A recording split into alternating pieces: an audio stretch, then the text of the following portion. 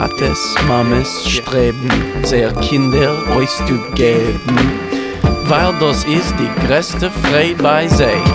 Bonsoir, à Guten Abend.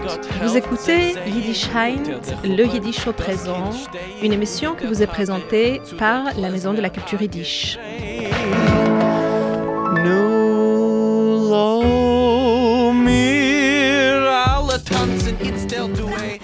Ce soir au microphone, Sharon Bar-Korva, à la technique, Louise Bénis, et on a le très grand plaisir d'accueillir encore une fois une personne super importante et centrale à la Maison de la Culture Yiddish, la responsable du programme culturel, Régine Nebel. Bonsoir à tous, bonsoir Sharon. Bonsoir Régine, merci beaucoup d'être là. C'est très très très gentil, j'en suis vraiment ravie. On va peut-être se tutoyer ce soir, comme oui, ça fait un peu bizarre. Voilà, ça fait un peu bizarre de se voyer tout d'un coup. Et surtout que ça fait tellement d'années qu'on travaille vraiment à proximité. C'est vrai. Et ce soir, tu es venu nous parler de tous les beaux projets que nous avons encore pour la fin de cette année ici, avant qu'on se sépare pour une petite pause estivale. Et surtout pour les grands projets aussi de l'année prochaine. Parce que ça fait quand même des longs mois que tu y travailles très intensivement en préparant 2 saisons, non pas une, mais 2. Oui, pourquoi une quand on peut en faire 2 ? C'est ça, pourquoi se contenter hein. Surtout cette année, je pense, on s'est sentis tous en manque tellement de retrouvailles, d'activités culturelles physique, c'est-à-dire où on se retrouve face à face, que je pense que cette possibilité de prévoir déjà les choses pour l'année prochaine, ça nous a un petit peu sauvés, n'est-ce pas ? Je crois qu'il est déjà d'une certaine façon, nous avons passé une année culturelle très riche. Je ne sais pas si on parlera du Zoom, mais nous avons quand même passé une année culturelle très riche. Et je pense que, quelle que soit la situation, il faut avoir des projets. Après, on peut les tenir, on peut s'adapter. Et je crois qu'on a montré tous qu'on savait s'adapter très vite à une nouvelle situation, ce qui était quand même assez enthousiasmant. Et donc voilà, nous avons des projets pour la rentrée. Commençons peut-être par quelque chose de très intriguant et nouveau que tu as initié avec, non pas seul, mais avec pas mal de bénévoles, d'étudiants et surtout de jeunes personnes qui s'intéressent par le yiddish. Et ça, c'est une chasse au trésor. Oui, c'est une chasse au trésor que Yitzhak a nommée en yiddish, puisque c'est notre distributeur de noms. Il l'a appelé Hevrepletzel. Hevrepletzel. Alors pourquoi Hevrepletzel ? Parce qu'il m'a raconté que... Donc c'est Yitzhak Niborski qui est notre directeur pédagogique et qui est connu à toute personne, je pense, qui s'intéresse au yiddish en France. Voilà, donc Hevre peut en gros dire les amis. Et il disait que lorsque lui et ses frères et sœurs rentraient de l'école, leur mère, donc sa mère, les appelait Hevrepletzel. Alors Hevrepletzel, vous avez passé une bonne journée. Alors les Hevrepletzel, vous voulez goûter. Et donc ça m'a tout de suite beaucoup plu. Alors cette activité, en fait, elle rentre à plusieurs titres dans notre projet Passage. Nous avons un projet Passage depuis plusieurs années, qui est en fait Passage dans le sens de transmission, en fait. Et à plusieurs titres, cette chasse au trésor rentre dans le projet Passage. Tout d'abord parce l'idée a été apportée par une élève de Yiddish qui est en train de s'investir énormément dans notre maison, une jeune femme d'une 30aine d'années, et qui s'appelle Déborah Broyer, que nous appelons Dvoire, bien sûr. Qui a déjà été aussi à cette émission, voilà. Pour un petit peu parler de sa passion du Yiddish. Voilà, et donc elle est arrivée en me disant, j'aimerais qu'on fasse une chasse au trésor au Pletzel, et moi, qui ai connu le Pletzel enfant, je lui dis, mais enfin Déborah, il n'y a plus rien. Plus rien dans le sens de ce que j'ai connu. Oui. Et puis, je lui ai dit, ah non, mais si tu veux le faire, allons-y. Puisque lorsque j'ai démarré moi-même à la Maison de la Culture Yiddish, j'ai proposé quelque chose et on m'a dit, tu veux le faire, fais-le. ce que je trouve extrêmement sympathique. Et donc nous avons été rejoints par des élèves du cours de Déborah, et je dois reconnaître, et je vais remercier à son tour Sharon, qui a créé une telle ambiance auprès de ces élèves qu'ils sont super enthousiastes, que j'aime beaucoup. Et donc nous avons préparé une chasse au trésor. Avec plusieurs personnes. Oui, nous sommes finalement une dizaine. Ah, c'est magnifique. Belle équipe. Oui. Et donc, la chasse au trésor, on n'a pas encore dit, c'est pour la fin du mois, c'est le dimanche 27 juin. L'idée donc, si j'ai bien compris, c'est de redécouvrir le Plätzl d'autrefois. Oui. Le matin, avant que toutes les activités de dimanche midi commencent, donc entre 10h et 12h30. Et ce sera peut-être l'occasion de manger à midi dans un petit restaurant du Plätzl si les gens le veulent. Et nous avons eu l'idée, parce que je voulais au départ préparer quelque chose à la Maison de la Culture Yiddish, nous proposons à ceux qui veulent rester un pique-nique ensemble. Oh, magnifique! Quelle belle idée!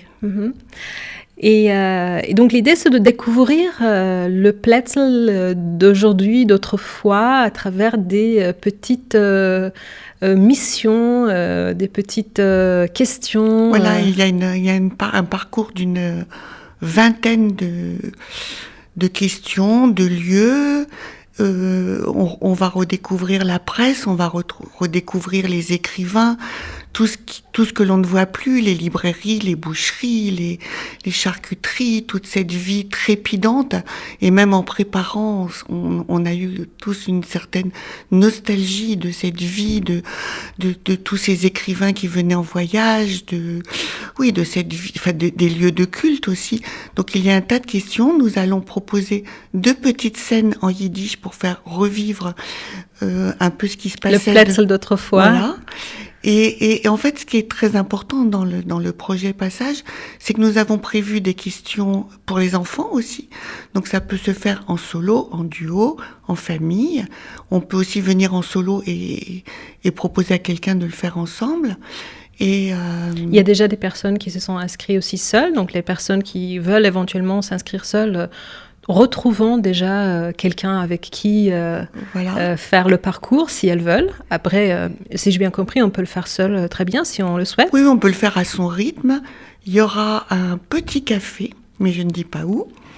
Et surtout, ce que je trouvais important et que j'ai transmis à mes amis, c'était on va faire entendre le yiddish au Plätzl. Et ça, pour moi, c'est extrêmement important. Oui, je pense que ça fera plaisir aux personnes du Plätzl tout autant qu'à nous. Hein. Oui, voilà. Oui.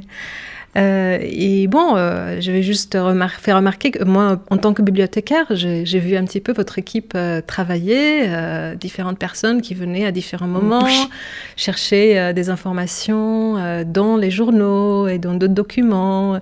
Et toi-même, tu as retrouvé un magnifique document. Tu veux en parler un petit peu Oui, je me suis laissée prendre au jeu. Alors, j'ai un peu fait la mère ou la grand-mère en disant je vais les laisser faire, mais j'ai pas pu m'empêcher de chercher aussi.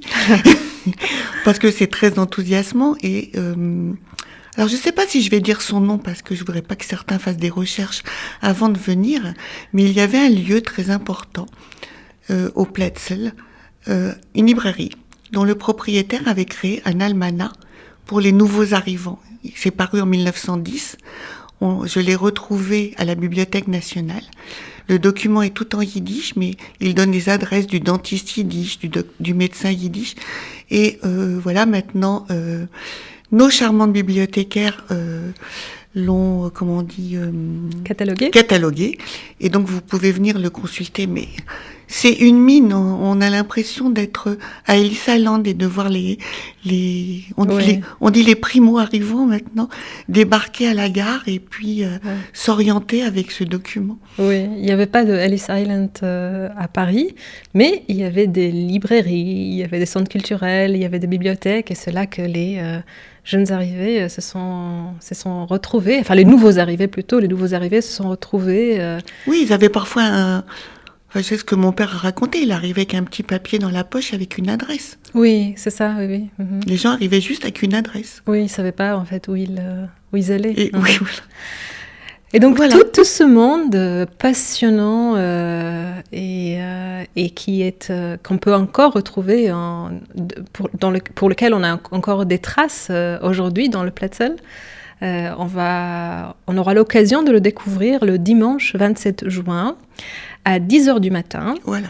Et vous pouvez déjà vous inscrire. On vous recommande d'ailleurs de vous inscrire si vous êtes intéressé au plus tôt que possible, parce que bien évidemment que le nombre de places sera limité pour des raisons techniques. Le Platzl est un quartier étroit, voilà. On ne peut pas s'y balader si on est trop nombreux.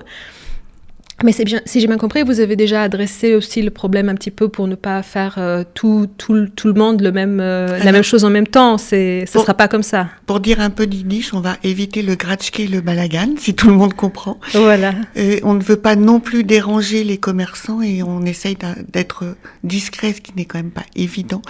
Donc oui, on fera en sorte que les scénettes soient à des heures différentes et que les groupes ne se croisent pas forcément. C'est ça, voilà. Donc, venez nombreux, inscrivez-vous et surtout parlez-en aussi aux gens autour de vous. Trouvez un petit groupe avec lequel vous souhaitez découvrir le Platzl d'autrefois et venez faire ce jeu en famille ou entre amis. Ou bien, si vous le souhaitez seul, éventuellement pour découvrir d'autres personnes sur place, le dimanche 27 juin à 10h. Et pour les inscriptions, rien de plus simple, vous pouvez aller au site internet de la Maison de la Culture Yiddish, qui est Yiddish Paris. Vous allez au programme et la rubrique d'inscription est très très accessible et simple. Souhaites-tu ajouter d'autres détails ? Non, mais je te remercie. Très bien. On va peut-être faire une petite pause musicale avant de passer à d'autres activités intéressantes dont on va parler. Ungesäuert auf den Herzen macht man alle Chaim. Ob der Rumet los nicht ruhen, singen mir ein Lied. Ist nicht da kein bisschen Bronfen, lass mir trinken Maim Chaim ist doch Chaim, was darf noch Chaim? Soll schon kommen die Geule, soll schon kommen die Geule, soll schon kommen die Geule, Mashiach kommt schon bald, soll schon kommen die Geule, soll schon kommen die Geule, soll schon kommen die Geule, Mashiach kommt schon bald. Sie Sador ben kol Chayev, seid nicht keinen Aranim, und von Syndiken Moshiach Gicher kommen wird. Ach du Tatele in Himmel, Zbeit B'nai Rachmanim. Der Moshiach soll nicht kommen, a bisschen zu spät. Soll schon kommen die Gejolle, soll schon kommen die Gejolle, soll schon kommen die Gejolle. Moshiach kommt schon bald, soll schon kommen die Gejolle, soll schon kommen die Gejolle, soll schon kommen die Gejolle. Moshiach kommt schon bald. Tanzen Weimer in die Wälder, Sterne auf den Himmel. Rabbi Yisrael der Mechuten dreht sich in der Miet. Es wird sich aufwecken, Moschiach, von seinen tiefen Trümmern. Wenn wird der Herren unsere viele dicke Lied.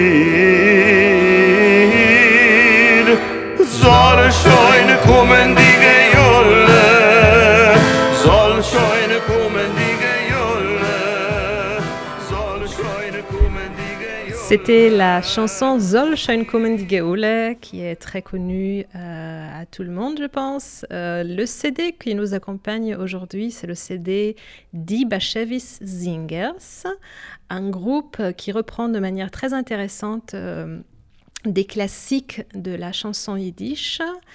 Nous commençons avec une chanson qui une demande des jours plus heureux. On voudrait que le Messie viendra, et oui, et nous aussi, on voudrait que le Messie viendra, que ce soit la fin de la pandémie et que toutes les activités qui sont planifiées auront bien lieu. Ça, c'est notre Geoule à nous, Oui, ça qu'on viendra. demande. Et maintenant, parlons un petit peu d'une activité très, très centrale cet été. C'est notre cours d'été qui a été aussi adapté à la nouvelle réalité de Situation. pandémie, c'est ça. Et nous avons un été hybride, c'est-à-dire un été où vous avez la possibilité soit d'apprendre sur place, dans des cours en présentiel, soit d'apprendre dans des cours sur Zoom. Pour des raisons techniques et aussi tout simplement par manque de possibilité de tout faire, sur place, il y aura des cours de première année et de deuxième année. Sur Internet, par contre, il y aura des cours de tous les niveaux, c'est-à-dire niveau 1, débutant, on n'a absolument rien besoin de savoir pour commencer un cours d'été de yiddish. Vous n'avez pas besoin de connaître aucune langue spécifique auparavant.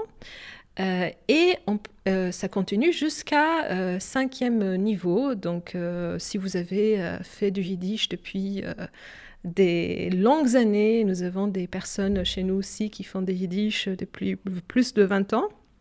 Il y a Oui. toujours quelque chose à apprendre. On peut faire la 5e année pendant des années. Exactement, on peut faire la 5e année pendant des années. Mais si vous êtes déjà avancé, alors que vous avez commencé il y a pas peu d'années, ça peut aussi vous convenir à vous. Et donc, le cours d'été, une chose qui est très très importante et très intéressante, je pense, pour nos éditeurs, c'est que nous avons pas mal de bourses cette année à donner. Et nous n'attendons que des personnes qui méritent ces bourses, qui le demandent. Et il s'agit principalement des bourses pour des étudiantes. Nous avons quelques bourses qui peuvent aussi être attribuées à des personnes qui ne sont pas étudiants, mais la majorité des bourses que nous avons sont destinées à des étudiants. La plupart des bourses aussi pour des étudiants de moins de 35 ans. Mais si vous avez plus de 35 ans ou si vous n'êtes pas étudiant, cela ne veut pas dire qu'il ne faut pas demander une bourse. Demandez quand même une bourse, car il y aura quelques bourses à donner. Et ça, c'est une question donc, de première personne qui mérite, qui demande, aura la bourse. Donc, si vous pensez que cela peut vous aider et que vous avez besoin de ça, venez nous demander. Pour cela, il faut tout simplement envoyer un email à la Maison de la Culture Yiddish. Vous pouvez envoyer un email à l'adresse telmidim@yiddishweb.com. telmidim@yiddishweb.com. L'université d'été aura lieu en mois d'août, donc du 9 août au 27. Ça fait trois semaines de oui. cours, en fait, deux week-ends. Et c'est en parallèle les deux programmes. Donc, c'est les mêmes dates pour le programme sur place et pour le programme sur Internet. Les cours n'ont pas lieu exactement au même moment pour des raisons bien évidemment pratiques. Les cours sur place auront lieu le matin. Les professeurs sont excellentes. C'est Annick Prim-Margolès et Nadia de Rothschild. Ce sont les deux professeurs, les deux auteurs qui ont fait la méthode Assimil Yiddish, qui a eu un tel succès qu'elle est déjà épuisée et on ne peut plus l'acheter. Bon, c'est à la fois un grand compliment et en même temps, c'est quand même dommage pour toutes les personnes qui la cherchent maintenant. Et donc, ce sont ces deux professeurs expérimentés et vraiment excellentes qui enseigneront le premier niveau et le deuxième niveau sur place. Le programme par Zoom, il y a beaucoup de professeurs différents pour les différents niveaux.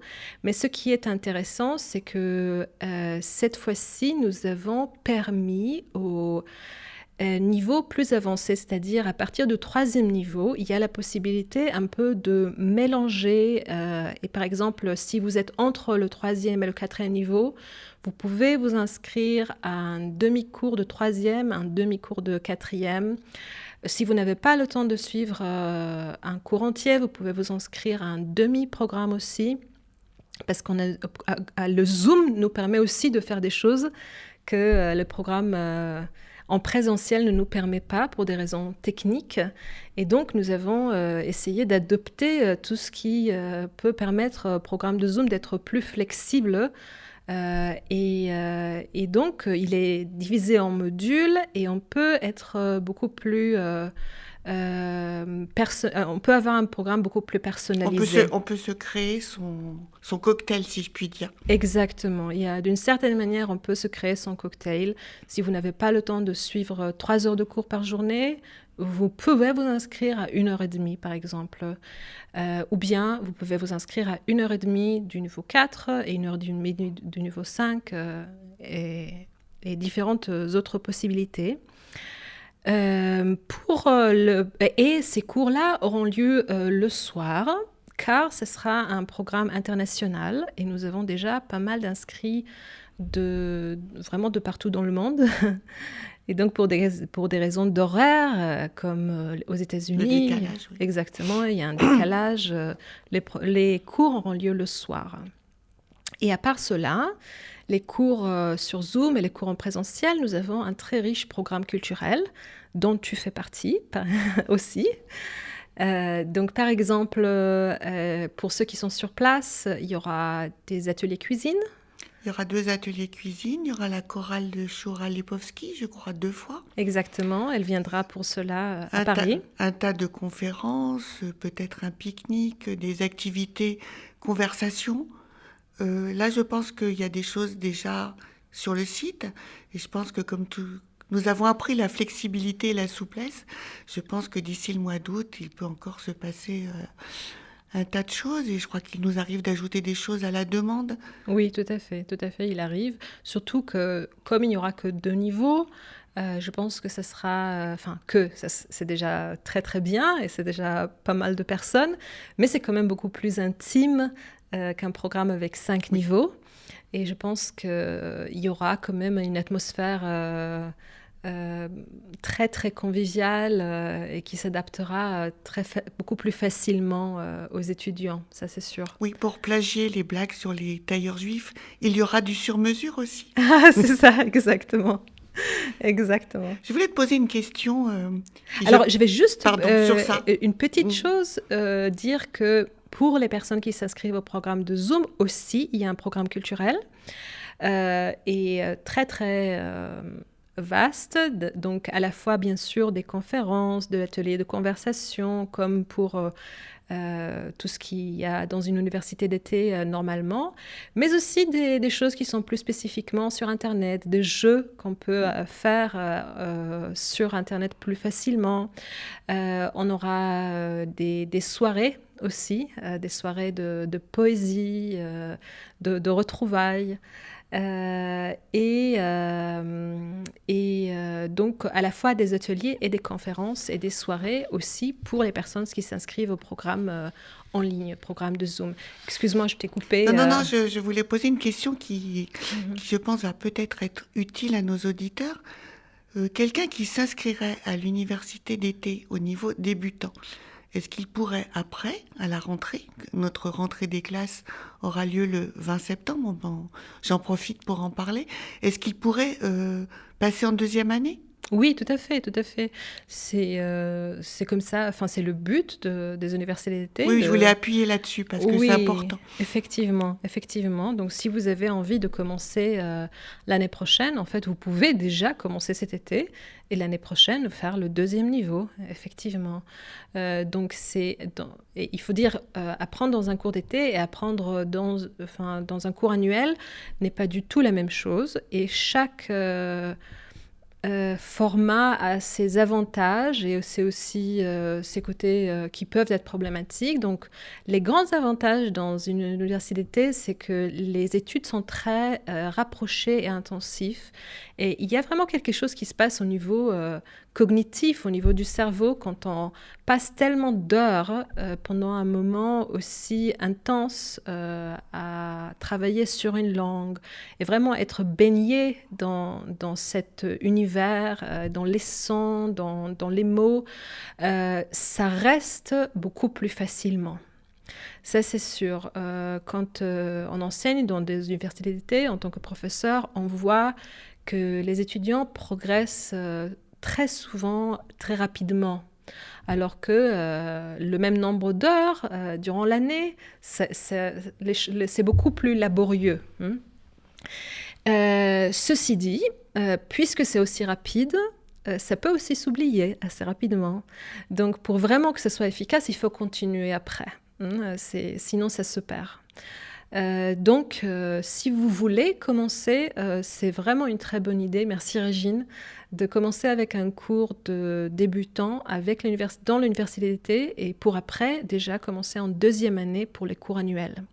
Effectivement. Et je dois dire que j'envie les débutants. Quel bonheur de commencer le yiddish. Oui, je trouve aussi. Oui, c'est un peu comme quand on recommande un livre qu'on adore à quelqu'un et qu'on l'envie un petit peu. Et qu'on a tellement hâte de savoir ce qu'il va en penser. C'est ça, oui. Surtout, il y a toujours ce moment où on se dit moi aussi, j'aurais voulu être à sa place en train de le lire pour la première fois, n'est-ce pas ? Alors, on va dire, vous ne connaissez pas le yiddish, quelle chance. C'est ça, exactement. Vous pouvez encore le découvrir.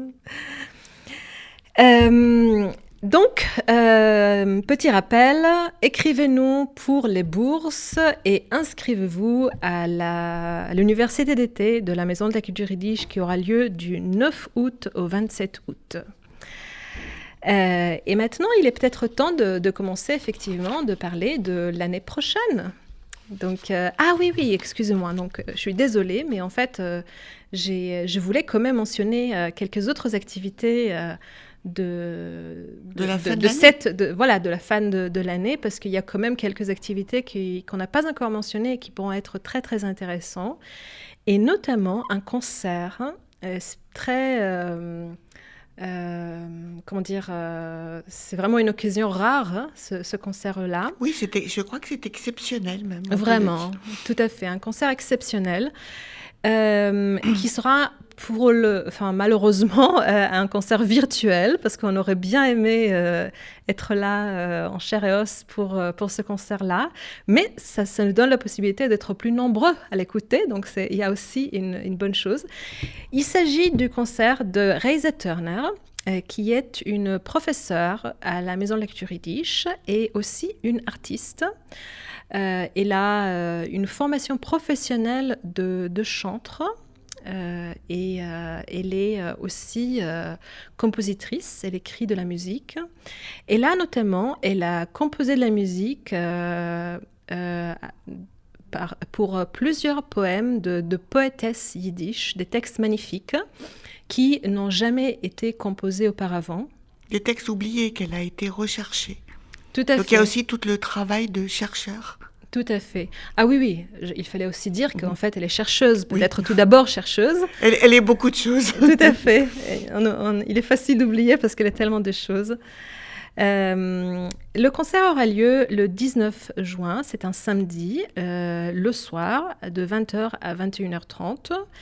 Et c'est un concert en fait de 3 musiciens, parce que Reise Turner chante, elle a écrit la musique, mais il y a aussi Nicolas Dupin qui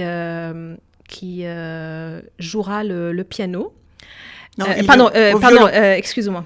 Bien sûr, compositeur et violoniste, Nicolas Dupin, pardon, et Bastien Hartmann qui est pianiste, donc, et tous les deux accompagneront les chansons au piano et au violon. Et peut-être une dernière chose intéressante à savoir, c'est que cette activité, non seulement qu'elle est magnifique, mais aussi gratuite. Et donc, par contre, il faut s'inscrire à l'avance pour avoir le lien. Et c'est virtuel, mais à la fin, Reise Turner répondra aux questions en français, avec une petite aide, mais je pense qu'elle peut le faire, en anglais et en yiddish. Donc elle répondra aux questions sur ses poèmes. Et je voulais ajouter, Sharon, que Bastien Hartmann et Nicolas Dupin ont également composé la musique du Jacob Jacobson, que vous verrez enfin sur scène du 13 au 17 octobre. Enfin, nous aurons cette pièce que nous attendons depuis longtemps. Donc vraiment, samedi... C'est le 17... non, pardon. Samedi 19. 19, c'est ça. C'est le 19 juin. Ne manquez pas cette occasion. Oui, le concert s'appelle Os de mes os. Et donc, inscrivez-vous encore une fois par notre site internet. Petit rappel pour la pièce pour laquelle ils ont aussi écrit la musique. Il s'agit d'une pièce de théâtre de Aaron Zeitlin.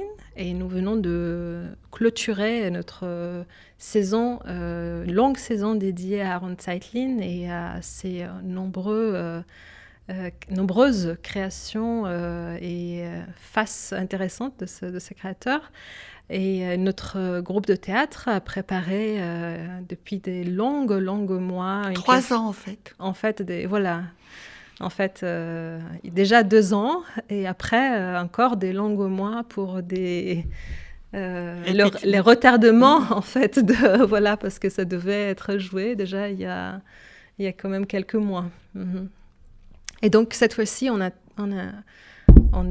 croise les doigts et on va voir la pièce, je pense, au mois d'octobre. C'est ça.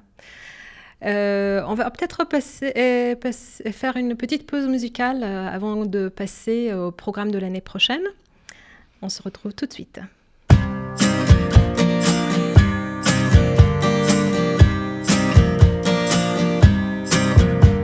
Es dunkelt der Alternissen leucht mir in Fenster rein. Wo ist der Vetter Estechi? Wo kann sein? Wo ist der Vetter Estechi? Wo kann sein?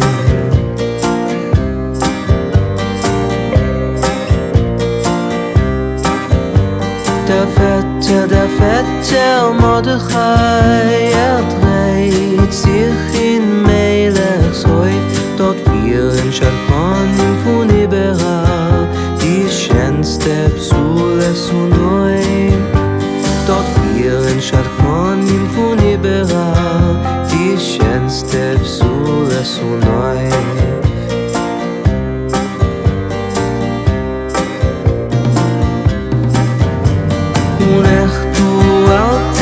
Nissen boin wer euch het keiner hin. Zwar du alter Nissen boy, als echt den Tag gekriegt.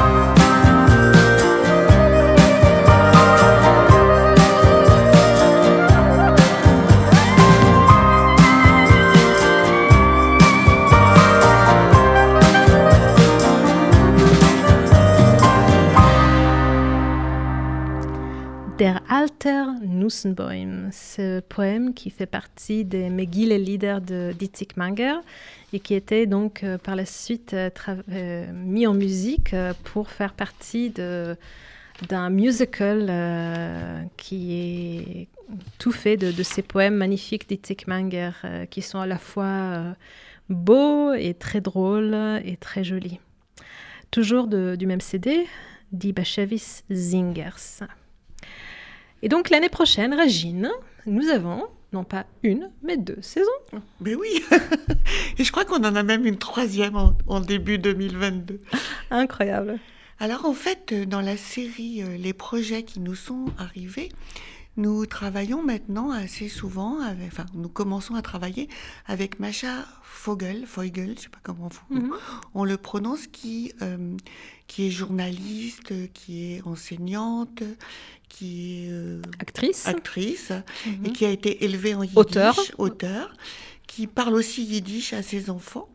Et elle nous a proposé quelque chose autour de la traduction en yiddish de Harry Potter, traduction qui est parue en 2020. Alors, je ne veux pas me tromper sur le nom du traducteur, c'est Arun Visvanat. Et nous lançons, donc nous aimons bien avoir un week-end. Une traduction d'ailleurs, je veux juste dire que pour les personnes qui aiment bien Harry Potter et qui lisent le yiddish, je recommande, mais très chaleureusement. Ah, c'est une merveille ? C'est une merveille. Elle est tellement bien faite, c'était un plaisir. Et en plus, on peut l'entendre lire le premier chapitre sur YouTube. Cherchez simplement Harry Potter Yiddish sur YouTube. Et il le lit tellement bien, on dirait un acteur professionnel. Vraiment, je pense que c'est un jeune homme avec tous les talents possibles. Ah ben, formidable. Donc, le samedi 18 septembre, nous aurons 2 activités pour les enfants.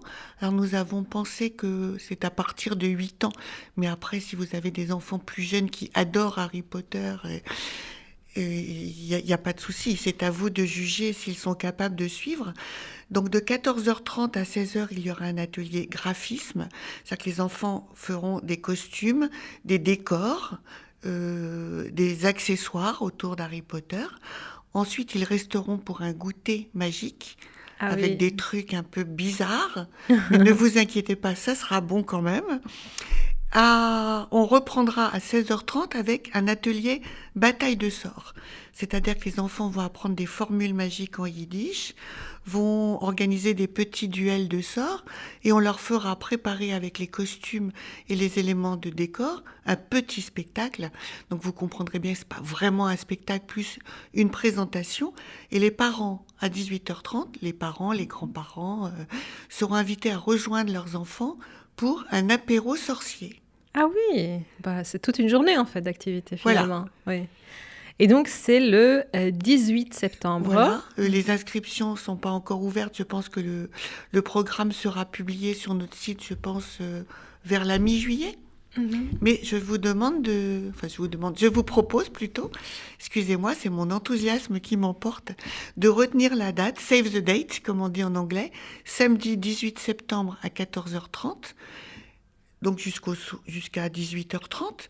Et pour les adultes, nous continuerons le dimanche avec le D-Book, ce célèbre film d'après Lovdansky présenté par Arnaud Bicard, puis une table ronde sur la traduction en yiddish des grands classiques de la littérature. Alors, Masha Fogel fera la traduction du yiddish en français. Michel Zlotowski, qui parle couramment yiddish, mènera les interviews. Et nous aurons, par vidéoconférence, Arun Visvanat, évidemment, David Mandelbaum du New Yiddish Rep, le directeur du Grand Théâtre Yiddish. C'est un théâtre, il faut dire, new-yorkais, qui se spécialise dans un nouveau répertoire de pièces. Et pour ce nouveau répertoire, déjà, pas mal de fois, ils ont traduit des pièces en yiddish. Et notamment, notre public parisien se souvient peut-être En attendant Godot, qui sont venus jouer il y a quelques années, qui était un succès phénoménal. Ah ben une soirée inoubliable. Vraiment, vraiment. Plusieurs soirées d'ailleurs. Oui. Ouais. Et Eliezer Burko, je ne sais pas si tu veux en dire 2 mots, c'est un enseignant, traducteur. Voilà, Eliezer Burko, c'est un chercheur, un enseignant, surtout un chercheur, un spécialiste de pas mal de domaines dans le yiddish, à la fois des dialectes yiddish. Il est en train de travailler sur un grand projet de dictionnaire des différents dialectes yiddish. En plus, il se spécialise aussi dans le yiddish spécifiquement contemporain des chassidim d'aujourd'hui. Aussi, il a beaucoup travaillé sur le grand lexicographe et homme de radio et beaucoup d'autres choses, Nochem Stuchkov. Il a beaucoup recherché l'activité de cet homme passionnant. Donc, Eliezer Burko, qui a travaillé sur pas mal de choses, dans la traduction aussi. Et nous aurons aussi Eli Rosen, qui est comédien et qui a joué, entre autres, dans Unorthodox. Effectivement, Eli Rosen, d'ailleurs, qui était le coach de Yiddish d'Unorthodox, c'est-à-dire si dans cette série, si vous ne connaissez pas encore cette série, il s'agit d'une série que vous pouvez voir sur Netflix, Unorthodox, qui se passe à la fois à New York et à Berlin. Et vous pouvez entendre pas mal de Yiddish parce que les personnages, quelques personnages centraux sont des personnages de la communauté Satmar qui parlent donc Yiddish dans la vie quotidienne. Et c'est Eli Rosen qui était le coach des autres acteurs qui n'étaient pas yiddishophones. Et s'ils parlent bien le yiddish, c'est bien grâce à lui. Donc, super. Oui. Et donc, cette saison sorcellerie, ça se continuera avec une mini-saison. Mais juste petite remarque, Eli Rosen a aussi beaucoup traduit. C'est-à-dire oui, que... c'est pour ça que nous l'avons invité. Oui, donc il a notamment, me semble-t-il, traduit En attendant Godot, n'est-ce pas ? Je pense. C'est lui qui a traduit, qui est une très très bonne traduction. Il y a même des gens après les pièces qui sont venus me dire on avait l'impression d'entendre le texte original, comme si l'anglais était en fait une traduction du yiddish. Moi, j'ai trouvé que le yiddish En attendant Godot avait apporté une dimension incroyable et qu'on avait l'impression presque de voir une autre pièce. Tout à fait, je suis d'accord. C'était vraiment magnifique. Et nous aurons donc quelques extraits de plusieurs pièces qui ont été montées à New York et très rapidement, nous allons continuer ce week-end avec quelques événements pendant le trimestre. Bon, je ne vais pas tout vous raconter aujourd'hui, mais ça tournera autour de la sorcellerie et la littérature yiddish. Donc nous aurons justement le yiddish chez les Racines. Nous aurons une autre comédienne qui viendra nous présenter le film The Vigil, que l'on vous présentera pas en entier parce que c'est un film d'horreur en yiddish, mais que c'est absolument passionnant. Donc, on a une comédienne qui viendra vous parler de son rôle, et puis des conférences sur la sorcellerie chez Singer, dans le Alt Yiddish, etc., jusqu'au mois de décembre. Donc, une saison autour de tout ce que la sorcellerie nous apporte et le yiddish contemporain et comment les deux se croisent. Les deux sujets se croisent l'un avec l'autre. Et on n'aura malheureusement pas beaucoup de temps, mais on va quand même donner un petit avant-goût de la deuxième saison qui aura lieu. Qui commencera pas tout de suite, mais on va quand même la présenter. Donc il s'agit de la maison Winderheim, c'est ça ? Non, ça s'appelle en fait Retour à la maison. Ah pardon, j'ai donné un titre yiddish. Non, voilà. Ça c'était une conversation un jour. Oui. Alors il y a une grande symbolique dans ce titre. Il y a justement le retour à la maison qui... je vais faire ma grand-mère ashkénaze, pou. On espère revenir dans nos locaux complètement normalement au mois de septembre. Donc c'est le retour à la maison. Mais c'est aussi tout ce que le yiddish... En quoi le yiddish est-il notre maison aussi ? Parce que je faisais partie du petit groupe qui a choisi comme nom pour notre association Maison de la culture yiddish. Et c'est aussi tout ce que notre patrimoine représente dans le paysage de la vie culturelle yiddish parisienne. Et donc, nous aurons tout un tas de conférences et d'activités sur le yiddish, l'histoire du yiddish, le yiddish à Paris, les Landsmannschaften, le français dans le yiddish dans le français, toute une saison qui commencera en septembre et notre exposition aura lieu à la fin de la saison. Au début, il y aura des panneaux vides dans notre entrée où chacun pourra s'exprimer sur des petits post-it pour dire qu'est-ce que le yiddish pour lui. Et à la fin, ça se terminera par une grande exposition, peut-être permanente, sur le yiddish. Et tout ce que le yiddish représente, en fait, pour vous, pour le public, hein. Donc, venez vous exprimer, venez voilà. dire... On a besoin de vous écouter parce que je crois que il y a beaucoup de gens qui racontent la même histoire, mais aussi beaucoup de gens qui ont une histoire extrêmement différente. Et plus les générations se renouvellent, plus le chemin vers le yiddish est différent. Et je pense que chaque génération, c'est pour ça que je reviens au thème de passage, chaque génération a beaucoup à apprendre de la précédente ou de la suivante. Et c'est une chose que j'apprécie beaucoup à la Maison de la Culture Yiddish, c'est qu'on ne sent jamais les différences d'âge. C'est vrai, on se mélange facilement. Et c'est très important. Ça. Ah, très très important, et c'est de plus en plus rare dans notre monde où on est très séparés, les groupes d'âge sont très séparés. Voilà, personne n'est à la retraite chez nous en fait. C'est ça, voilà. Merci beaucoup Régine. Merci, pour tout ce que tu nous as raconté, pour ce avant-goût de toutes ces magnifiques choses. J'espère donc qu'on se retrouvera tous dans toutes les activités et au plus vite que possible qu'on se retrouvera vraiment face à face. Et est-ce qu'on peut dire aussi qu'on n'oubliera pas ceux qui sont à l'étranger ? Tout à ceux fait. Qui sont en province. Ah oui. Surtout, on n'oublie pas et on a eu ce grand plaisir de pouvoir inclure les gens d'ailleurs dans nos activités cette année par Zoom. Voilà, on ne les oubliera pas. Et on est bien sûr très contents et on les lâchera surtout pas. On va finir avec une dernière petite chanson, encore une fois d'Itik Manger, Die Goldene Pave, le pont doré. Encore une fois, chanté par les Bashevis Singers. Je vous souhaite une très belle soirée. Seid gesund. À bientôt. Bis bald. Et bel été.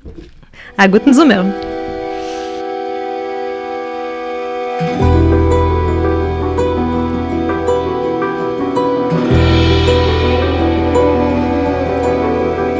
Ist die goldene Paare geflogen weg, kein Mizrach suchen die nächtige Tag.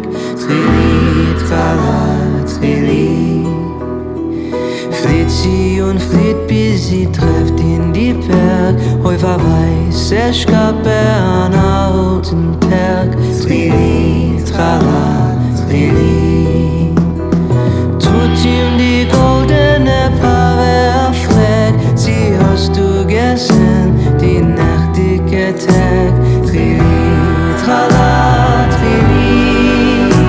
Verkneitscht der Tag dem Stern und klärt, die nächtige Tag nicht gesehen, nicht gehört.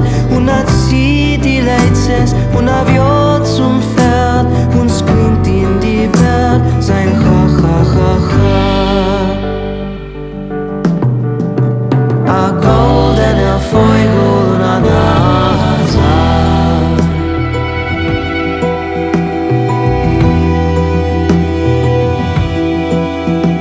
Ist geflogen die goldene Pave weg, kein Mairev suchen die nächtige Tag. Trili, trala, trili. Trefft sie a Fischer beim Blick von Jam, spreit euch sein Netz und singt zum Gramm. Trili, trala, trili. Tut ihm die goldene Farbe Fleck, sie hast du gesehen, die nächtige Tag. Trili, trala, trili.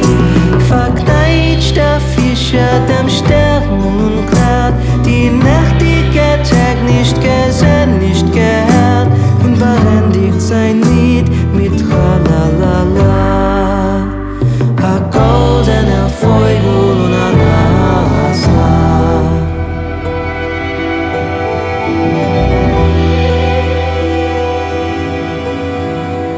geflogen die goldene Farbe weg, kein Tor im Suchen, die nächtige Tag, Trili, Trala, Trili.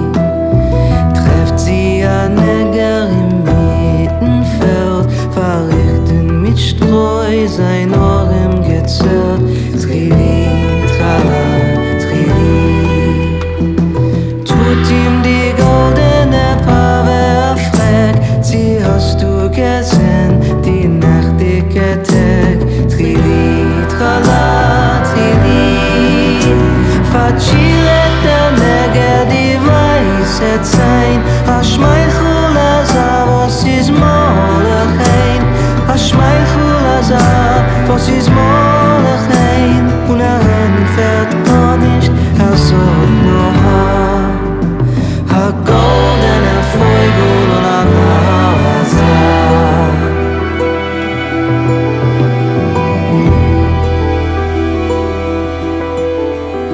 Ich geflogen die goldene Farbe weg, kein Zoffen suchen die nächtige Tag, Trili, Trala, Trili.